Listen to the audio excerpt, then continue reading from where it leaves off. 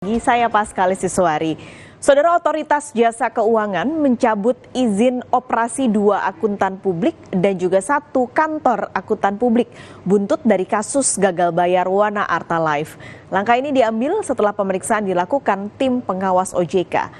Kantor akuntan publik yang dicabut izinnya adalah Kosasih Nurdiaman Mulyadi Cahyo dan rekan. Sementara 2 akuntan publik yang juga kena sanksi adalah Nunu Nurdiaman dan Janle Hendrawan. KAP dan akuntan publik ini sudah jadi auditor Wana Arta sejak 2019. Ketiganya merupakan partner lokal dari Crow Indonesia.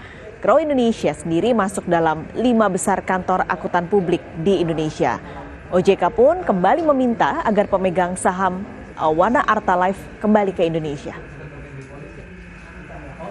Dan mendorong agar kepolisian dapat menyita harta kekayaan milik pemegang saham pengendali untuk membayar kewajiban kepada pemegang polis.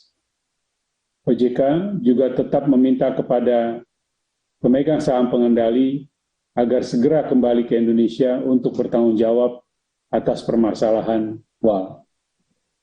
Selain itu, OJK akan melakukan tindakan tegas terhadap akuntan publik, kantor akuntan publik, appointed actuary atau aktuari yang ditunjuk, dan konsultan aktuaria yang memberikan jasa dan ikut bertanggung jawab atas permasalahan yang terjadi pada WAL.